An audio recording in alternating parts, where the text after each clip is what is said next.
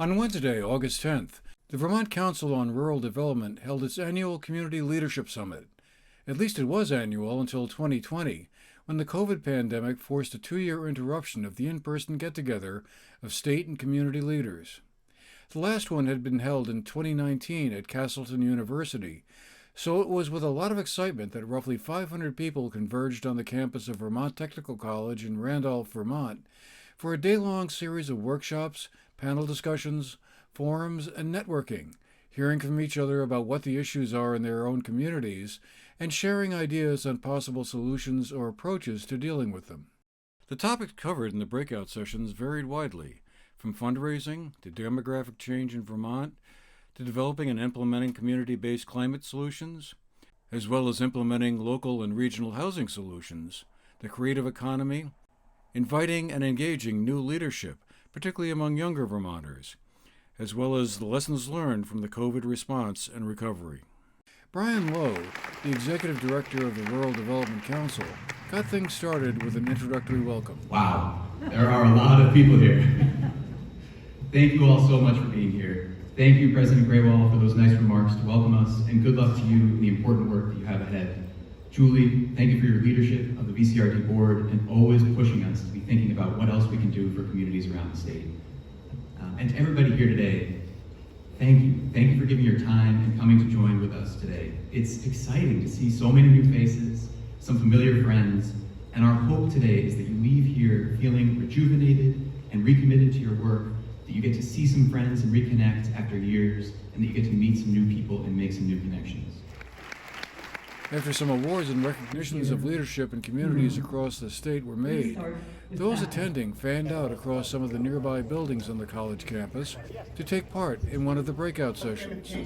24 such sessions were on the agenda for the day, 8 each across 3 different time slots connected by a lunch break, and attendees could jump around to attend as many as they wanted to, or go the distance in the 75-minute-long sessions, led by community leaders from across the entire state.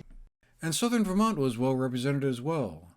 Jeannie Jenkins, the chairwoman of the Bennington Select Board, was part of one panel on developing and implementing community-based climate solutions, where she talked about the Window Dressers project held last year.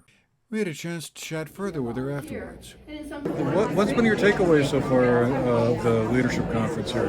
Oh, I think the takeaway is that there are so many incredible people working in Vermont to make change, and they are doing it in so many wonderful different ways. So, I'm learning from every single person who speaks today.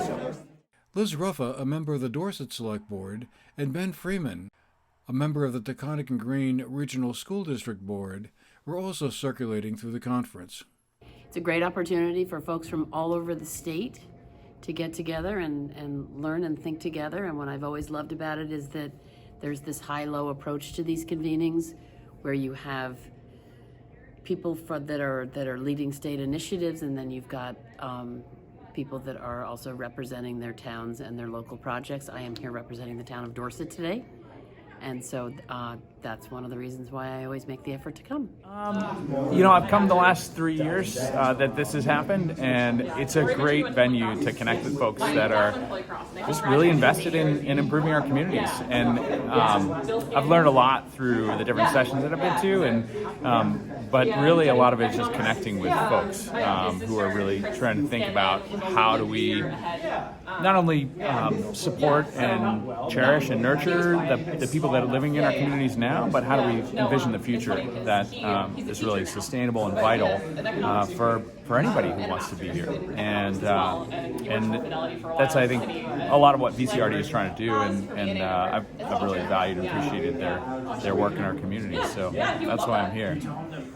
Representative Laura Sebelia was part of one panel on accessing funding opportunities for your community.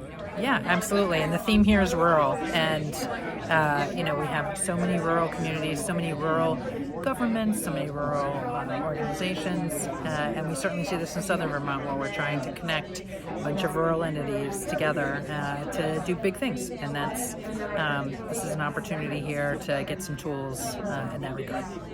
We also caught up with Executive Director Brian Lowe in between some of the breakout sessions for a deeper dive into some of the issues the Leadership Summit was trying to address. For us, we want the summit to be as open and inclusive as possible. We want to bring as many people from across Vermont, from as many different backgrounds as we possibly can, because we believe that there's a lot of good progress happening in some of the communities that we're working in across the state, and we want to see those ideas exchanged. We want to see those successes build in different communities. And so that's the main goal, a really accessible conference that brings all kinds of people together to exchange different ideas and learn from each other, really building back that civic fabric that so much depends upon. And since this is a leadership summit, what is your senses of what are some of the elements of leadership that go into that? It's funny, like defining leadership is always a hard thing. For me, at the end of the day, it's fundamentally about problem solving. And there's a whole spectrum of problem types that, some require incredible courage, like a firefighter, but you are solving problems as a leader. That is what you are trying to do. You're motivating a team, you're taking on a problem, and you are trying your best to solve it. And as we, come out of the pandemic era, We hope, yeah. Fingers crossed, et cetera, et cetera. What do you see as the main challenges and opportunities that are facing the state as a whole? I think VCRD would be involved with. Yeah, I can tell you what we hear the most from communities. It's always hard. Like there's that great Yogi Berra quote, like prediction is hard, especially about the future. But I do think one thing that we really hear from communities is that there's a real sense of opportunity in ways that there haven't always been when it comes to Zoom and the possibility of connecting across the state in easier ways that don't require you to drive 2.5 hours to attend something. So there's some opportunity there. There's a real focus on community centers. People really are hungering for that human connection. And those community centers, whatever form they take, and it's different in every community, those are places where people gather, they exchange ideas, they have fun, they that's where the idea is hatched that leads to the farmer's market or leads to the garden club that brings some vitality and life into community, and things build from there. The business starts, the company starts.